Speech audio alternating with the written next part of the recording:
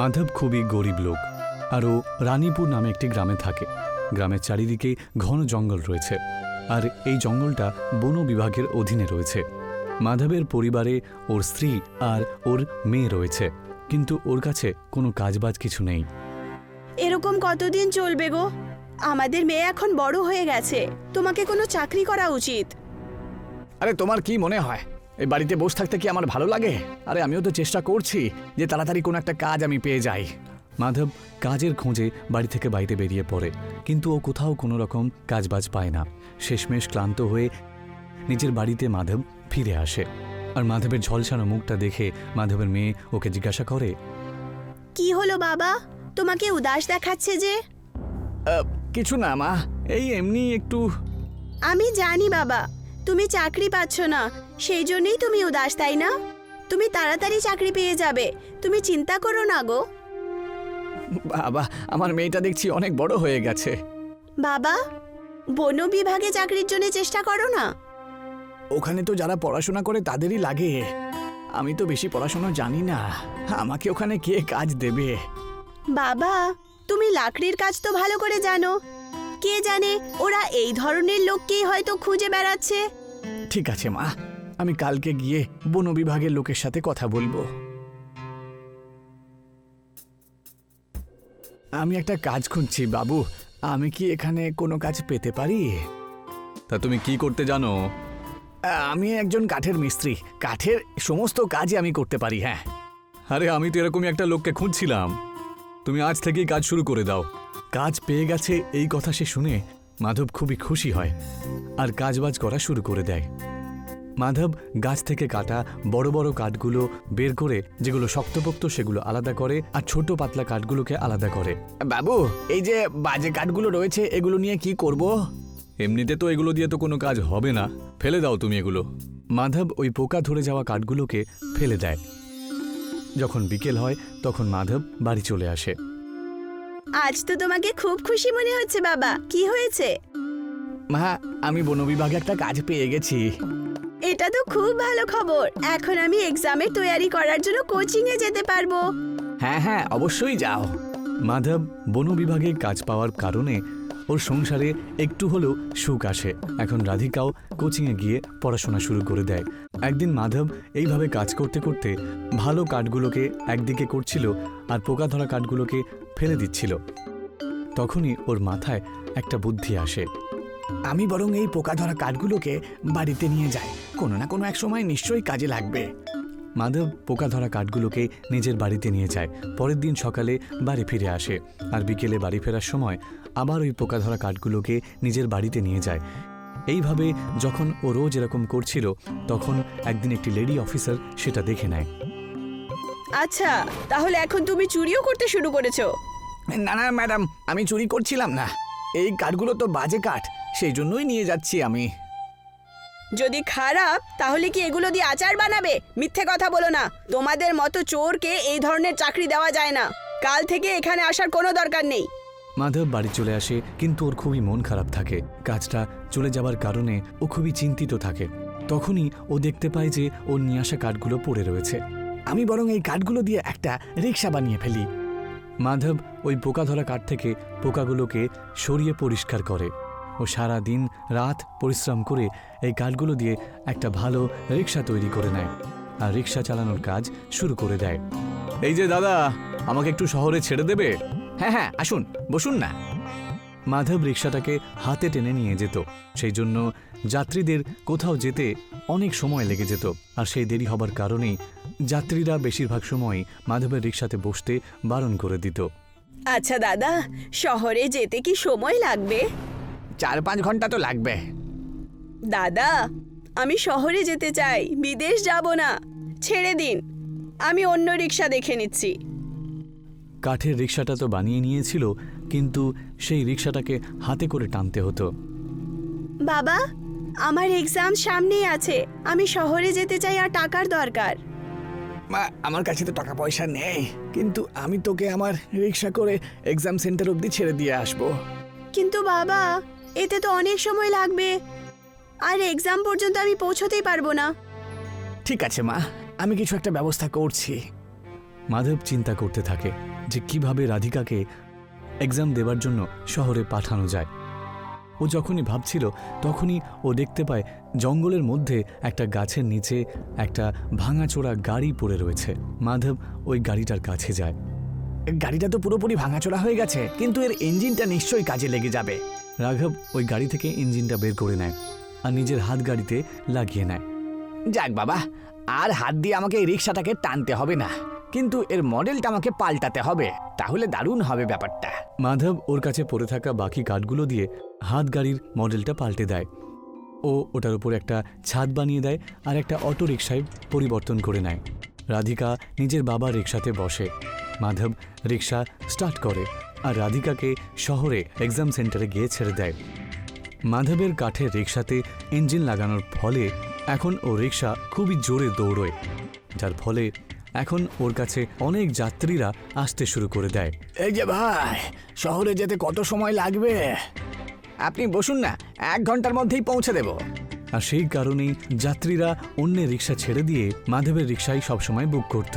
আর এটা দেখে একজন রিকশাওয়ালা মাধবের ওপর হিংসা করত আর পুলিশের কাছে গিয়ে ওর নামে মিথ্যে অপবাদ দিয়ে কমপ্লেন করে। সাহেব, ও কারুর গাড়ি থেকে ইঞ্জিন চুরি করে নিয়ে নিজের রিকশাতে লাগিয়েছে, ও চোর। আচ্ছা, এখন থেকে তোমরা গাড়ির ইঞ্জিনও চুরি করতে শুরু করেছো? না বাবু, আমি চুরি করিনি, আমি তো জঙ্গলে এই ইঞ্জিনটা কুড়িয়ে পেয়েছি। আচ্ছা, তাহলে এখন ইঞ্জিন জঙ্গলেও পাওয়া যাচ্ছে? এক্ষুনি ইঞ্জিনটা আমাকে ফিরিয়ে দাও, না হলে তোমাকে জেলের ঘানি টানাবো। পুলিশওয়ালা মাধবের রিকশা থেকে ইঞ্জিনটা বের করে নেয়। রাধিকার এক্সামের রেজাল্টও বেরিয়ে চলে আসে আর ও ওর পরিশ্রমের ফল পায়। রাধিকা একটা ভালো চাকরি পেয়ে যায়। রাধিকা এখন চাকরি করতে শুরু করে আর দেখতে দেখতে পুরো 1 মাস কেটে যায় আর ও তার মাসের প্রথম মাইনেটা পায়। আর যেদিন মাইনে পায় সেদিন রাধিকা অনেক রাত্রে বাড়ি ফেরে। বাবা, চোখ বন্ধ করো, তোমার জন্য একটা সারপ্রাইজ আছে। আচ্ছা, এই নাও, চোখ বন্ধ করে নিয়েছি, এবার বলো তো কি ব্যাপার? রাধিকা মাধবের সামনে একটা ইঞ্জিন রেখে দেয়। এখন চোখ খুলে ফেলো। নতুন ইঞ্জিন দেখে মাধব খুব খুশি হয়। বাবা, এটা স্পোর্টস কারের ইঞ্জিন। এটা লাগানোর পর তোমার রিকশা সবার থেকে দ্রুত গতিতে যাবে। মাধব ওই স্পোর্টস কারের ইঞ্জিনটাকে নিজের রিকশার মধ্যে ফিট করে দেয় আর যাত্রীর জন্য অপেক্ষা করতে থাকে। দাদা, আমি শহরে যেতে চাই, কত সময় লাগবে? আপনি বসুন না, 8 ঘন্টার মধ্যেই পৌঁছে দেব। ওখানে পৌঁছতে তো 2 ঘন্টা লাগে। এটা আমার কাঠের রিক্সা অবশ্যই, কিন্তু এটা খুব জোরে দৌড়তে পারে। আপনি বসুন না। ওই মহিলাটি মাধবের রিকশাতে বসে আর মাধব তাকে 8 ঘন্টার মধ্যেই শহরে পৌঁছে দেয়। আর খুশি হয়ে ওই মহিলা মাধবকে দ্বিগুণ ভাড়া তখন দিয়ে দেয়। আর এইভাবেই মাধব এখন যাত্রীদেরকে গ্রাম থেকে শহরে খুব তাড়াতাড়ি পৌঁছে দেয়। আর তাড়াতাড়ি পৌঁছে যাবার কারণে আর সময় বাঁচানোর জন্য এখন সব সময় মাধবের রিকশাতেই সবাই যায়। আর মাধব পুরো এলাকাতে কাঠের ফারারি রিকশার নামে ফেমাস হয়ে যায়। সুরেশ একজন পারিবারিক কুমোর ছিল। তার বাবাও কলসি বানাতো আর ও বানায়। আর এখন ওর সাথে ওর ছেলেও যোগদান করেছে কলসি বানানোতে। দেখো বাবা, আমার কলসিটার আকার কেমন অন্যরকম। হ্যাঁ, খুব ভালো, কিন্তু বাবা এর গলাটা এত সরু যে এর থেকে জল বের করতে গেলে এই কলসিটাকে কাত করতে হবে। হ্যাঁ, সে তো ঠিকই, কিন্তু এই রকম কলসি বেশিরভাগ খরিদ্দার পছন্দ করে না। কিন্তু তুমি যখন বানিয়ে দিয়েছো তখন খুব ভালো হয়েছে। বাবা, তাহলে কি শুধু ওই কলসিগুলোই বিক্রি হয় যেগুলো বেশিরভাগ একই রকম? বেশিরভাগ তো ওটাই বিক্রি হয়, তাই তো আমরা সবসময় এই রকম কলসিই বানাই। কিন্তু আমার মনে আছে, যখন আমি শেষবার এই রকম কলসি বানিয়েছিলাম তখন সেটা খুব বেশি দামে বিক্রি হয়েছিল। ভালো হয়েছে, এই কলসিটাও আমি অনেক দামে বিক্রি করতে পারবো, দেখে নিও বাবা। হ্যাঁ। তখনই রুক্মিণী ওদের দুজনের জন্য চা নিয়ে এলো। যোগেশ বাবা, আমার মনে হচ্ছে তোর শহরে গিয়ে আরো অন্য কোনো কাজ করা দরকার। এই কাজে কি আছে বল? তোর বাবা সারা জীবন ধরে এই কাজই করলো। দেখ আমাদের অবস্থা, সারা জীবন গরিব হয়ে কেটে গেল। না মা, আমি শহর টহর যাব না। আমার তো মাটির জিনিস তৈরি করতে সত্যি খুবই ভালো লাগে। আমি কোথাও যাব না। দেখ বাবা, তোকে বোঝানোটা আমার দায়িত্ব। তুই আমার কথা শোন বা না শোন, সেটা তোর ইচ্ছে। আচ্ছা, এসব ছাড়ো রুক্মিণী। তুমি বলেছিলে তুমি যোগেশের মেয়ে নিয়ে তোমার দাদার সঙ্গে কথা বলবে, তার কি হলো সেটা তো বলনি। দাদা তো রাজি আছে ওর মেয়েকে দেবার জন্য। তাহলে দেরি করছো কেন?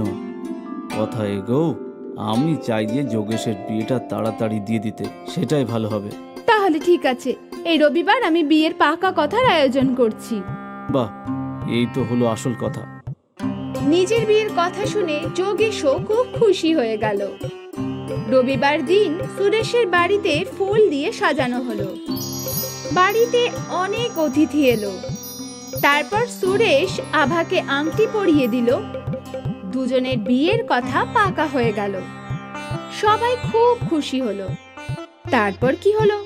সেদিন থেকে রুক্মিণী যোগেশকে রোজ শহরে গিয়ে কাজ করার জন্য বলতে লাগলো, শোন বাবা, এখন তোর বিয়ে হয়ে যাচ্ছে, তোর দায়িত্বও বেড়ে যাবে, তোর রোজগার তো বাড়াতেই হবে। যদি তুই এরকম ভাবেই কলসি বানাতে থাকিস তাহলে এরকমই গরিব থাকবি। আমার কথা শোন, শহরে গিয়ে ভালো একটা কাজ খোঁজ। না মা, আমি বলছি না যে আমি শহরে যাব না, আমি এখানেই ভালো আছি। রুক্মিণীর ওষুধ যোগেশের ওপরে কাজ করলো না। যোগেশ তার কাজকে খুব ভালোবাসতো। কয়েক মাস পর যোগেশ আর আভার বিয়ে হয়ে গেল। আর রুক্মিণী এটারই অপেক্ষায় ছিল যে আভা ঘরে আসতেই, মা, আমি তোমার ওপর একটা খুব বড় দায়িত্ব দেব। আমার ছেলে আমার কথা শোনে না গো। ওর একটা সুন্দর ভবিষ্যতের জন্য আমি চাই যে ও শহরে গিয়ে কোনো কাজ করুক, কিন্তু ও তো এখানেই থাকতে চায়। এখন তুমিই ওকে বোঝাতে পারবে। আমি চেষ্টা করব মা। একদিন যোগেশ একলাই কলসি বানাচ্ছিল। আভা ওর কাছে এলো। আরে এসো এসো, এই দেখো কত সুন্দর কলসি। হ্যাঁ, খুবই সুন্দর। কি ব্যাপার, তুমি কিছু বলবে? আমি ভাবছিলাম যে তুমি কতদিন আর এরকম ভাবে কলসি বানাবে? আমরা যদি শহরে গিয়ে কোনো কাজ খুঁজে নিই? না আভা, আমি জানি যে এইসব কথা আমার মা তোমাকে বলেছে, কিন্তু আমার কথা মন দিয়ে শোনো। আমার মাটির পাত্র তৈরি করতে খুব ভালো লাগে। আমি সারা জীবন এই কাজই করতে চাই। মন থেকে না চেয়ে যদি আমি শহরে চলেও যাই, তাহলে সেখানে আমি খুশিতে থাকবোই না। যোগেশের কথা শুনে আভা স্তব্ধ হয়ে গেল। ওর কাছে বলার আর কিছুই ছিল না। সন্ধেবেলায় রুক্মিণী আভাকে জিজ্ঞেস করলো, কি যোগেশ শহর যেতে রাজি হলো? না, আর আমারও মনে হয় ও এখানেই থাকতে চায়। এসব তুমি কি বলছো? মা, ওর তো মাটির পাত্র তৈরি করাই খুব পছন্দের। ও মন থেকে শহর যেতেই চায় না। আর এটাই তো সত্যি। 2 মাস এই গরিব ঘরে থাকলেই বুঝবি যে আমরা কেন শহরে যাবার জন্য ওর পেছনে পড়ে আছি। মা, আপনি তো শুধু চান যে আপনার ছেলে ভালো রোজগার করুক, সেটা নিশ্চয়ই হবে। সেই দিন থেকে আভা তার স্বামীর কাজের প্রশংসা করতে লাগলো। এই কলসিটা কি সুন্দর গো। সুন্দর, কিন্তু বাবা বলে যে এই লম্বা গলাওয়ালা কলসি নাকি বেশি বিক্রি হয় না। বিক্রি হয়? আমি এসব মেলাতে দেখেছি, মনে হয় 300 টাকা দাম ছিল। এত দাম? তুমি এসব কলসি মেলায় বিক্রি করতে পারো তো। আমি চেষ্টা করে দেখছি। আভা যোগেশকে উৎসাহিত করলো। যোগেশ আলাদা আলাদা আকারের কলসি বানালো আর তাতে নানা রঙের রং করলো। বাহ, এসব মেলাতে নিশ্চয়ই বিক্রি হবে। আশা তো করছি। সেদিন যোগেশ সব কলসি নিয়ে মেলায় গেল। ওর আলাদা আলাদা রকমের আকারের কলসির খুব ডিমান্ড হলো। দাদা, আমার এই লম্বা গালাওয়ালা কলসিটা চাই। আমার এই রঙিনটা। একদিন এই যোগেশের সব কলসি বিক্রি হয়ে গেল আর ওর আমদানিও খুব ভালো হলো। যোগেশ বাড়ি ফিরে সব পয়সা তার বাবার হাতে দিল। এই দেখো বাবা, আজকে রোজগার। আরে এ তো অনেক বেশি। মেলায় কলসি বিক্রি করার আইডিয়া তো তোমার বৌমার। যুগ যুগ জিও বৌমা, আর সব সময় নিজের স্বামীর পাশে থাকো। না হলে একজন মহিলা আছে যারা নিজের স্বামীকে শুধু শহরে পাঠাতে চায়। পাশে দাঁড়িয়ে রুক্মিণী সব শুনছিল। আভা আর যোগেশ খুব খুশি হলো। সেই রাতে যোগেশের একটা নতুন আইডিয়া এলো। আভা, কেউ মাটির ফ্রিজ কিনবে? মাটির ফ্রিজ? মানে মাটির এমন আলমারি যাতে সবজি, ফল কিছু সব টাটকা থাকবে আর যেটা বিদ্যুৎ ছাড়াই চলবে। তুমি কি এরকম কিছু বানাতে চাও? হ্যাঁ। তাহলে দেরি করছো কেন? এই আইডিয়া তো সুপার হিট হয়ে যাবে। আমি কালকেই মাটির ফ্রিজ বানাবো।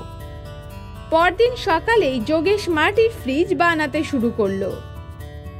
আরে এটা কি বানাচ্ছিস? বাবা, এটা মাটির ফ্রিজ। এতে সবজি, ফল সব কিছু টাটকা থাকবে, সেটা বিদ্যুৎ ছাড়াই চলবে। বাহ, শুনেছি আগের দিন লোকে মাটিতে গর্ত করে সবজি, ফল টাটকা রাখতো। ভাবতেই পারিনি যে মাটি দিয়ে এরকম কিছু বানানোও যায়। হ্যাঁ, আমি তো অনেক আগেই ভেবেছি। আর কালকে রোজগার দেখে মনে হচ্ছে এই মাটির ফ্রিজ লোকে কিনবে। হ্যাঁ, নিশ্চয়, আমি তোকে সাহায্য করব। তারপর বাবা ছেলে একসাথে মিলে কিছু মাটির ফ্রিজ বানালো। পরদিন সকালে ওরা দুজনে মিলে ওই মাটির ফ্রিজগুলো মেলায় নিয়ে গেল। দাদা, ওইগুলো কি আলমারির মতন? ওটা মাটির ফ্রিজ। এর মধ্যে আপনার সবজি, ফল সব অনেক দিনের জন্য টাটকা থাকবে, তাও আবার বিদ্যুৎ ছাড়াই। তোমরা বুঝতে পেরেছো এবার? সত্যি? হ্যাঁ হ্যাঁ, একদম। ওই মহিলা একটা মাটির ফ্রিজ কিনে নিল। একজন সাংবাদিক মাটির ফ্রিজের ফটো তুলল। আর দেখতে দেখতে আরো কিছু খরিদ্দার মাটির ফ্রিজ কিনে নিল। আর সব ফ্রিজ বিক্রি হয়ে গেল।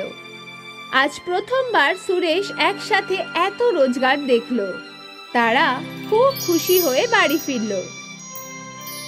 দেখো ভাগ্যবান, তোমার ছেলে কত টাকা রোজগার করেছে। বাবা রে! এ তো কিছুই নয়, এবার টাকার বৃষ্টি হবে। এর মাটির ফ্রিজের আইডিয়া তো দারুণ হয়েছে। লোকেরা আমাদের অ্যাডভান্স দিয়ে দিয়েছে মাটির ফ্রিজ বানানোর জন্য।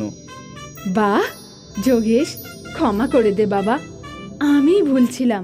আমার মনে হতো এই কাজ করে তুই কখনো সুখী হবি না, তাই আমি সব সময় তোকে শহরে যাবার কথা বলতাম। এরপর রুক্মিণী আবার কাছে গেল। মা, আজ যা কিছু হয়েছে সব তোর জন্যই হয়েছে। তোর উৎসাহে যোগেশ আজকে এত সাফল্যতা পেয়েছে। আমিও যদি তোর মতন ওকে সাহায্য করতাম তাহলে আজ ও জীবনে অনেক সফল হতো। মা, আপনি এমন কথা কেন বলছেন? এখন তো সবকিছু ঠিক হয়ে গেছে। এখন তো আমাদের আনন্দের দিন এসে গেছে।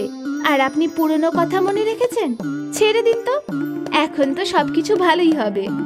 ঠিক না, সব ভালো হবে, খুব ভালো। মাটির ফ্রিজ কেনার জন্য সুরেশের বাড়ির বাইরে লাইন পড়ে গেল। তাদের রোজগার কয়েক গুণ বেড়ে গেল। সুরেশ তার বাড়ির মেরামতও করিয়ে নিল। আর এখন এই পরিবারের কাছে সব রকম সুখ সুবিধাই রইল। এই সব কিছুই শুধু মাটির ফ্রিজের আইডিয়ার জন্য সম্ভব হলো। গান্ধীনগর নামের একটা ছোট গ্রাম ছিল। গ্রামে বড় বাজার বসতো। আর বাজারে সবসময় প্রচুর ভিড় হতো। গরমকালে এইসব ভিড় বলদেবের পেপসির দোকানে লেগেই থাকতো। আরে বলদেব কাকা, আমাকে কমলা রঙের পেপসিটা দাও। আমাকে হলুদ রঙের। আর আমাকে লাল রঙের। বাচ্চা হোক বা বড়, সবার বলদেবের পেপসি খুব পছন্দ ছিল। আর বলদেব পুরো সততার সাথে পেপসি বানাতো। ভালো বিশুদ্ধ জল, পরিষ্কার চিনি আর পরিষ্কার পরিচ্ছন্নভাবে ও জুস তৈরি করে সেটা প্লাস্টিকের থলিতে ভরতো। বলদেবের 1 টাকার পেপসি প্রচুর বিক্রি হতো। কিছুক্ষণের মধ্যেই ওর সমস্ত স্টক শেষ হয়ে যেত। আরে কাকা, পেপসি কি আছে? না বাবা, সব শেষ হয়ে গেছে, আর কালকে এসো। বলদেবের দোকানের সামনে পবনের দোকান ছিল। পবন আইসক্রিম বিক্রি করত, কিন্তু গরম হওয়া সত্ত্বেও ওর আইসক্রিম বিক্রি হতো না। জানি না এই বলদেব নিজের পেপসিতে কি মেশায়, যে সব গ্রামবাসীরা শুধু এরই পেপসি খায়। 1 টাকার পেপসি কি করে স্বাদ হবে বলো তো? আমার আইসক্রিমটা তো নষ্টই হচ্ছে।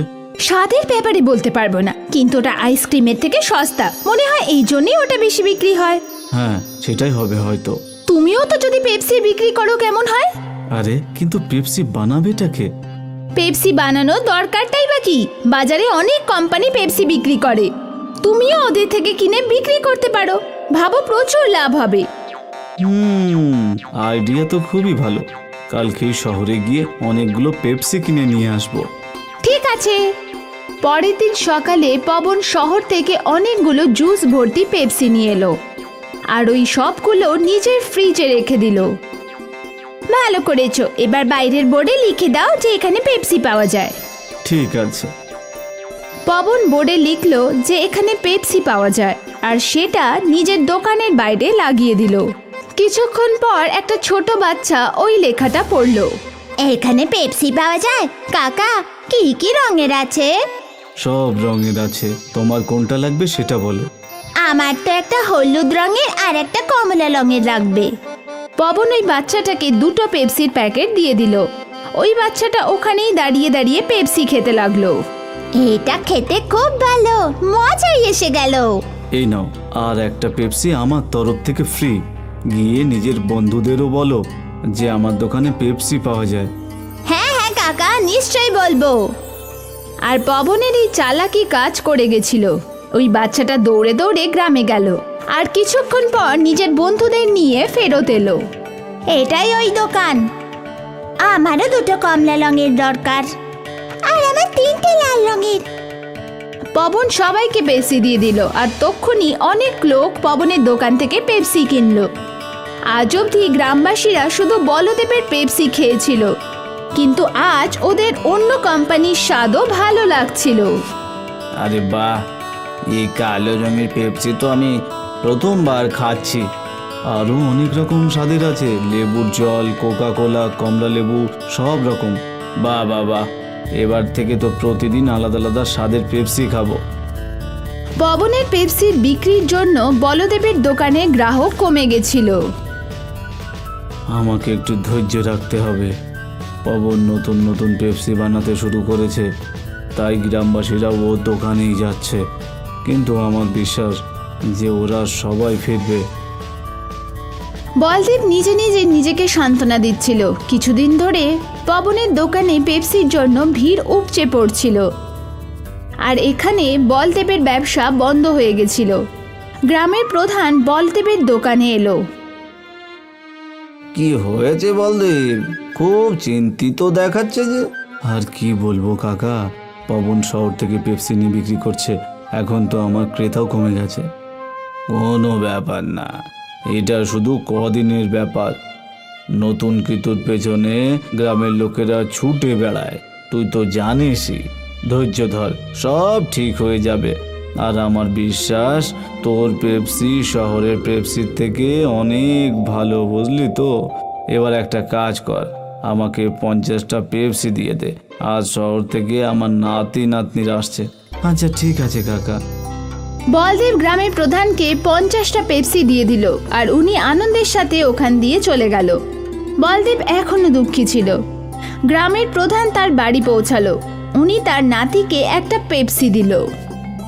বাবা, এই পেপসিগুলো ভালো হয় না গো, এতে এত কেমিক্যাল মেশায় যে বাচ্চারা অসুস্থ হয়ে পড়ে।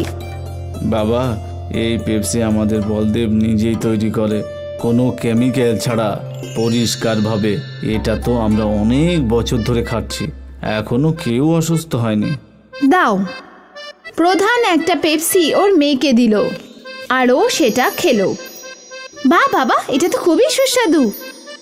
প্রধানের বাড়িতে আসা সব আত্মীয়রা ওই পেপসি খেতে শুরু করলো। কিছুক্ষণের মধ্যেই সব পেপসি শেষ হয়ে গেল। বাবা, তুমি এটা কোথা থেকে এনেছো? আমি আরো কিছুটা নিয়ে আসবো। বাজারে তুই বলদেবের দোকান দেখতে পাবি, যেটাতে বড় ফ্রিজ আছে, ওরই দোকান থেকে। আমি এক্ষুনি নিয়ে আসছি। নেহা বাজারে পৌঁছে বলদেব আর পবনের দোকান দেখে বিপাকে পড়ল। ও বুঝতে পারছিল না যে কোন দোকানটা। মনে হয় যে দোকানে ভিড় বেশি আমার সেখানেই যাওয়া উচিত। নেহা পবনের দোকানেই গেল। আমার 20টা পেপসি দরকার। যখনই পবন ফ্রিজ থেকে পেপসির প্যাকেট বার করলো তখন নেহা বারণ করে দিল, না না, এটা লাগবে না। আরে একটু আগেই তো আপনি 20টা পেপসি নিয়ে গেছিলেন। হ্যাঁ, কিন্তু এই কেমিক্যাল মেশানোটা লাগবে না। ওখানে দাঁড়িয়ে থাকা একটা লোক নেহাকে জিজ্ঞেস করলো, বোন, এই পেপসিতে কি কেমিক্যাল আছে? এই পেপসি শহরের কোম্পানিতে তৈরি হয়। ওখানে এটা বানানোর জন্য অনেক ধরনের কেমিক্যাল মেশায়, যেটা ক্ষতিকারক আর যেটাতে বাচ্চারা অসুস্থ হয়ে যায়। যদি এরকম কিছু হয় তাহলে এখানে পেপসি নিতে কেন এসেছো? আমি তো এখানে এই পেপসিটা নিতে এসেছি যেটা এই গ্রামেই তৈরি হয়। আচ্ছা, তাহলে আপনি বলদেব দাদার পেপসি নিতে চাও, তাহলে ওনার দোকান সামনেই। নেহা ওখান থেকে চলে গেল, কিন্তু আশেপাশের লোক শহরের কেমিক্যাল মেশানো পেপসি নিয়ে আলোচনা শুরু করলো। নেহা বলদেবের দোকান থেকে পেপসি কিনে নিয়ে বাড়ি চলে গেল। কেমিক্যাল পেপসির কথা গ্রামে আগুনের মতো ছড়িয়ে পড়ল, আর সব বাবা মারা বাচ্চাদের পবনের দোকান থেকে পেপসি নিতে বারণ করে দিল। আজ থেকে পবন কাকার দোকানে পেপসি নিবি না। কেন মা? কারণ ওতে অনেক কেমিক্যাল মেশানো আছে, তোর শরীর খারাপ করবে, তারপর তোকে ছুঁচ ফোটাবে। না মা, না। লোকে তো বলদেবের সততা বুঝতে পারলো। তারপর থেকে আবার বলদেবের পেপসি বিক্রি হতে লাগলো। পবনের দোকান থেকে কেউ পেপসি কিনছিল না, আর ক্লান্ত হয়ে হেরে পবন পেপসি বিক্রি করাই ছেড়ে দিল। নেহা পুরো গ্রামকে অসুস্থ হওয়ার হাত থেকে বাঁচিয়ে নিল, আর সবকিছু আগের মতন হয়ে গেল।